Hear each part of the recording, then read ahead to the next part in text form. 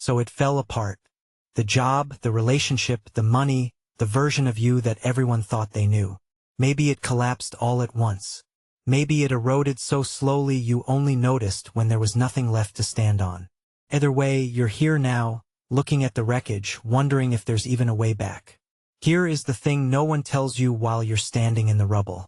The man who rebuilds from nothing comes back harder than the man who never fell. Not because the fall made him strong. Because rebuilding forces him to choose, brick by brick, exactly who he becomes next. The Stoics knew this ground well. Seneca lost everything to exile. Epictetus was born a slave with a crippled leg. Marcus Aurelius buried most of his children and ruled through plague and war. None of them got the clean life. They got the ruined one, and they built something unshakable on top of it. In the next few minutes, I'll give you 7 steps to rebuild yourself from nothing. Stay to the end, because the 7th is the one that decides whether you ever fall this far again. The first thing that keeps you trapped in the rubble is grief for the life you lost. You replay the version of you who had the title, the income, the relationship, the plan that was working. You compare every gray morning now to the bright ones then, and the comparison guts you every single time. That ache feels like loyalty to your old self. It's actually a chain. The man you were is gone. Not because he failed, but because the situation that made him no longer exists. Mourning him keeps your eyes pointed backward while the only material you have to rebuild with sits in front of you, untouched. Marcus Aurelius watched empires, friends, and his own body decay, and he wrote it plainly to himself. Loss is nothing else but change, and change is nature's delight. He didn't pretend the loss didn't hurt. He refused to treat it as the end of the story. Picture a man whose business closed. For 6 months he tells the story of what happened to anyone who'll listen, polishing the grievance until it shines. He's not healing. He's building a shrine to the collapse and moving in. Another man, same loss, gives himself 1 hard week to grieve it, then closes the door and asks a different question. What do I have left to work with? A year later, only one of them is still standing in the ashes. You are allowed to grieve. You are not allowed to live there. The action. Name the version of you that's gone. Say it out loud once. Then say, he served his time. Grieve him for 1 day deliberately, fully. Then start treating the loss as the ground you build on, not the grave you visit. Here's a hard line that separates the men who rebuild from the men who don't. The men who come back take full ownership of where they are, even the parts that genuinely weren't their fault. Not because they're to blame for everything. Because blame is useless to them and ownership is power. The moment you say, this is mine to fix, you stop being a victim of your story and become the author of the next chapter. Feels unfair, and it is.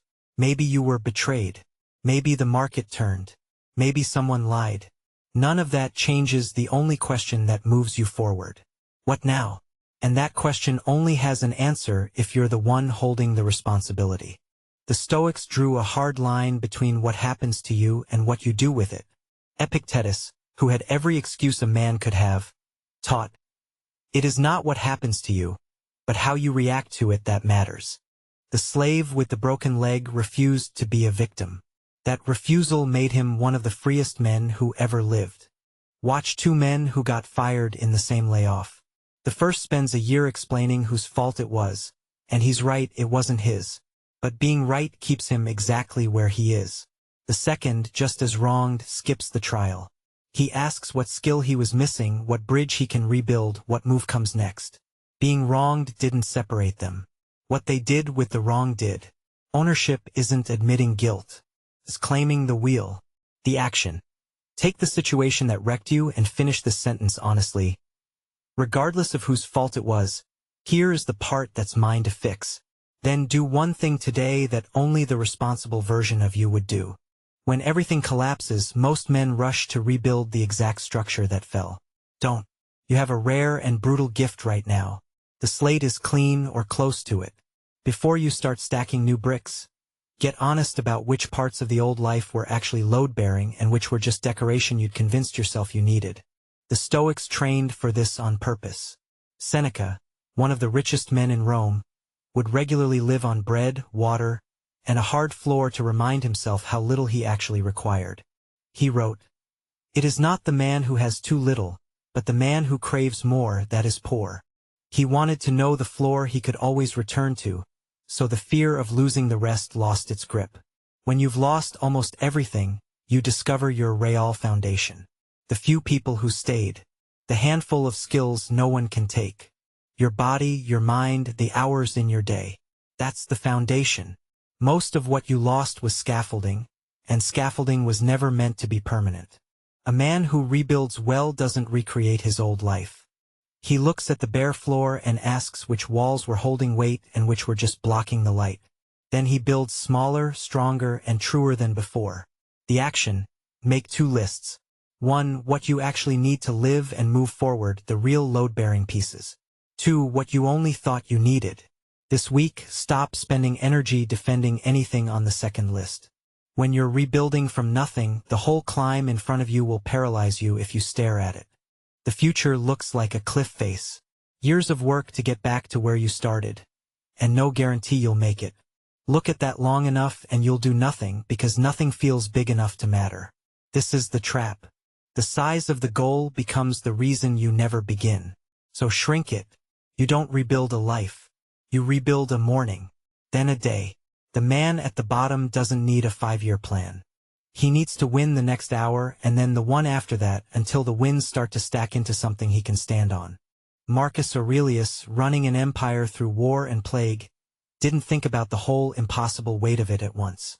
He wrote, "Do not let your imagination be crushed by life as a whole, but rather, as each thing arises, ask yourself, what is so unbearable about this? One thing, the thing in front of you, that's all you ever have to handle." Think of the man at the bottom who decides he'll only do one thing well today.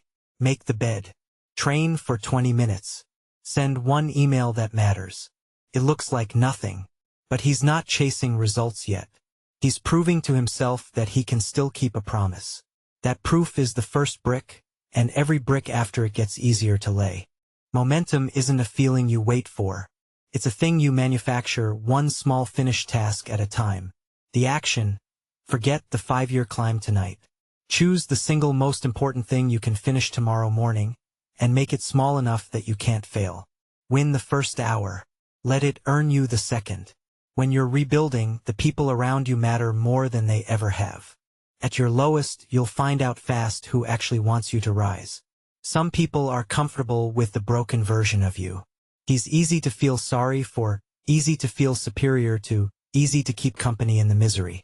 The moment you start climbing, you threaten that comfort, and you'll feel the quiet pull to stay down where they can still reach you. Seneca was direct about this. Associate with people who are likely to improve you. Welcome those whom you are capable of improving. The process is mutual. For men learn while they teach. Every voice you keep close while you rebuild is either handing you bricks or quietly stealing them. You don't owe everyone a seat at the table you're rebuilding. The friend who only calls to confirm you're still struggling. The one who flinches a little every time you talk about a plan. The crowd that liked you better when you were no threat to them. None of them are evil. They're just not building what you're building. Picture a man clawing his way back who keeps one foot in the old circle, the one that meets to complain. Every session pulls him gently back toward the version of himself he's trying to leave. He can't climb with one hand holding the rope down. The man who rebuilds cleanly gets quiet, gets selective, and surrounds the new self with people who are also building something. You can love people and still not let them vote on your recovery. The action. This week, identify one voice that's most comfortable with you broken. You don't need a confrontation. Just give them less. Then find one person who's building something real and get closer to them. The hardest enemy in a rebuild isn't the work. It's the voice that says you won't make it. When you're down, that voice has the loudest evidence. Look at the collapse, it says. Look at how far back you've slid. Why would this time be different? And if you try to argue with it using words, with affirmations and pep talks, you lose, because the voice has facts and you only have hope. So stop arguing. I'll build it. The only thing that silences doubt is evidence. And evidence is just kept promises stacked high enough that the voice can't ignore them. You don't talk yourself into believing you'll recover. You give yourself no honest choice but to believe it. The Stoics trusted action over sentiment every time. Epictetus cut straight to it. First say to yourself what you would be, and then do what you have to do. Not feel what you'd be. Do it. The doing is what rewrites the belief in that order, never the reverse. Watch a man 30 days into a rebuild. The first morning, getting up was a war. By day 30, he has 30 marks on the wall, 30 mornings he didn't quit, and the doubt has gone quiet, not because he beat it in a debate but because he buried it in proof. He can't honestly call himself someone who gives up anymore. The record argues against it every single day. Doubt is loud at the start because you've given it nothing to lose against. Start stacking proof and watch how fast it runs out of things to say. The action. Pick one promise small enough to keep every day, and keep it visibly. Mark it somewhere you'll see. You're not chasing a result yet. You're building a stack of evidence that the doubt can't argue with. Here's the step that decides whether you ever fall this far again.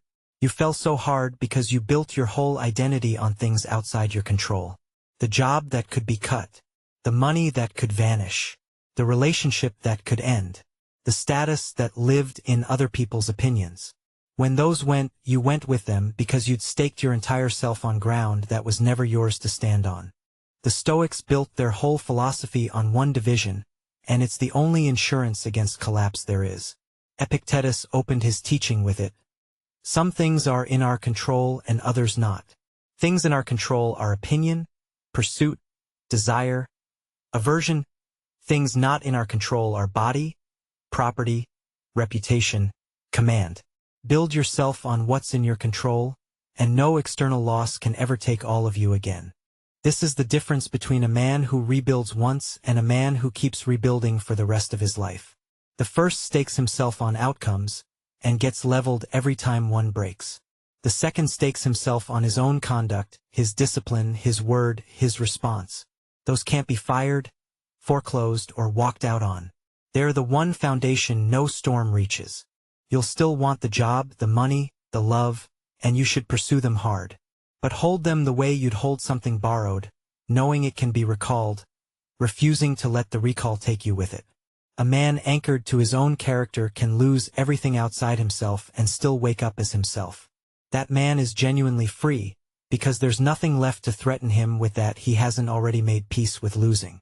Build a self the world can't repossess. Then build everything else on top of it, lightly. The action. Write down the things you'd lose your identity over. Next to each, ask, is this in my control or just borrowed? Move your sense of self off the borrowed things and onto your own conduct. That's the foundation no fall can crack. So, 7 steps to rebuild yourself from nothing. Stop mourning the man you were. Take radical responsibility, even for what wasn't your fault. Strip your life down to the foundation. Win the first hour, then the first day. Cut the voices that feed off your lowest point. Build proof faster than you build doubt. And anchor yourself to something that can't be taken. Notice what runs through all of them. Not one waits for your luck to turn or your feeling to return. They depend on what you decide, what you cut, what you keep, and what you repeat, starting from exactly where you are right now with whatever you have left. The men you admire who came back from nothing weren't handed a softer collapse. They just refused to stay in the rubble. They picked up one stone, then another, until the wreckage became a foundation. You can pick up the first stone today. If even one of these reached you, do one quiet thing for yourself. Subscribe and let this channel be a small daily reminder that the bottom is just the ground you build the next version on. Choose your first stone tonight. Lay it before you feel ready. That's how every rebuild begins. And remember, the man who has lost everything has also lost every excuse not to begin.